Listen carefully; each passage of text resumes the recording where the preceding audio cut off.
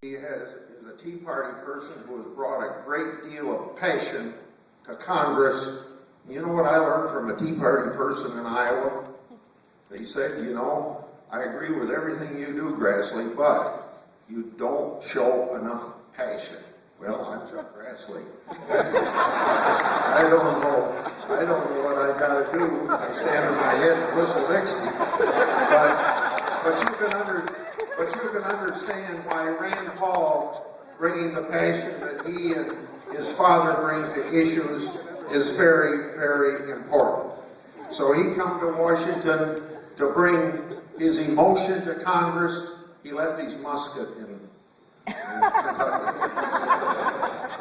But as I say, he has a clear view of keeping America going down the path that James Madison set us on. James Madison said, I remember two things about Reagan. James Madison, you know, I served with him a long time ago.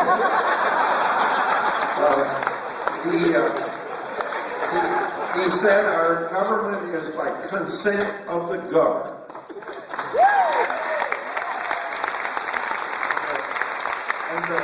And he's an eye surgeon, ophthalmologist. He is a person that I think, being for eye surgery, he's got his eyes focused very well on the Constitution and not spending money.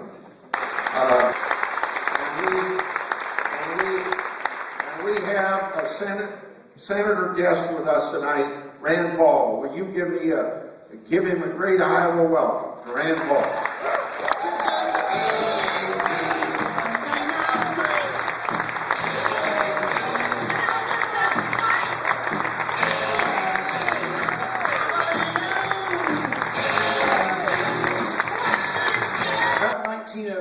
1903, there was a chaplain in the Senate. His name was Edwin Hale. He was also a famous author. Some of you may remember the story. He wrote a book called Man Without a Country. But anyway, he was the chaplain, and they asked him, do you pray for the senators? He said, well, I look at the senators, and I pray for the people. I had some strange things happen to me along the campaign trail. But one of the ones that stuck with me is I went to Litchfield, Kentucky. We're a lot like Iowa. We have a lot of small towns. We're rural. I grew up in a small town. But I went into Litchfield, Kentucky towards the end. I think we were on our bus tour. And a woman came up to me, and she grabs me by the hair and said, oh, just wanted to know if it was a toupee or not. The things you have to put up with. And I said, hey, lady, give me a break. I'm just having a bad hair day. Textbooks when I was growing up would say, Henry Clay kept the Union together by his compromises, by rising above sectional strife to keep the Union together. Well, that could be true, but most history has another analysis as well, and I thought, you know, from my point of view, he kept the Union together, but by compromising over something that maybe we shouldn't have compromised over. Was it ever morally acceptable in 1850, 1840, or even 1776 for one man to own another man? He compromised at every turn. In the House, he voted, was the deciding vote to allow Arkansas to extend slavery into Arkansas. He voted for the fugitive slave law. He allowed the slave trade to happen in D.C. But he gets a lot of credit for being this compromiser. But he is sometimes compromising really a misplaced ideal, an ideal that somehow we say to compromise is noble, but we don't think about what we're compromising at. Are there times when we should stand up and fight for what's right and not take the easy way out?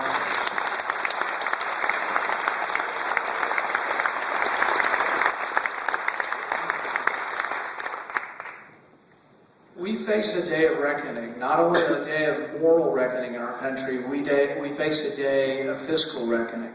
We have significant problems, and I think it's rapidly approaching a day of reckoning where will we be able to continue to pay our bills? Will we destroy our currency paying for our bills? Can we continue to spend and spend and spend money we don't have? We're running an annual deficit of nearly $2 trillion. And you say, well, I read the paper, it was only 1.6. That's kind of true. It's 1.6, and then you have to add the other $400 billion they don't count because it's off budget. But it's a lot. I mean, what's $1 trillion? How do you even imagine what $1 trillion is? Reagan used to use the example, you put $1,000 bills in your hand and stack it 4 inches high, that's about $1 million. But if you want to put $1,000 bills in your hand and get to $1 trillion, it would be 67 miles high. We're no longer talking about, we need to articulate that, but articulate that we are the solution. And that the solution has unlimited potential if we can get government out of the way.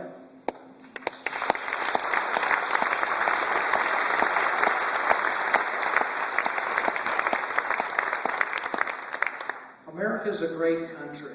I think the greatest country probably ever conceived because we got our founding documents right. We enshrined individual liberty and freedom in our documents, and we should have respect for those documents. One of the things that I am fighting this week and will continue to fight next week is that I think the most important vote we ever take when we're up there is whether or not to go to war or not. Whether or not we send our brave young men and women to war should be something to your representatives that we vote on. Now, President Bush got a lot of grief from a lot of different angles for the Afghanistan war and the Iraq war. But you know what? In both instances, he came to Congress, and Congress at least voted on this before we went. Senator Grassley mentioned about America being exceptional. I agree.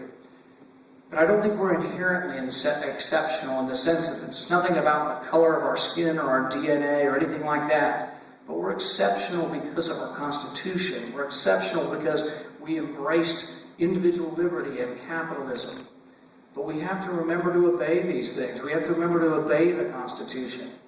James Madison said that the Constitution supposes what history demonstrates, that the executive is the branch most interested in war and most prone to war. Therefore, the Constitution has, with studied care, given that power to the Congress. It was a division of power, checks and balances, and it was very important to our founding fathers.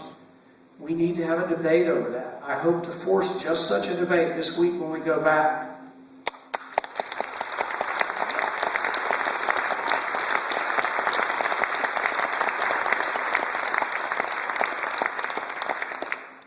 As we move forward into the next cycle, I think that there is every chance that we can have great success. We had great success in 2010. I think we can do it in 2012. What I ask of Iowa is help us find the right person. Thank you very much.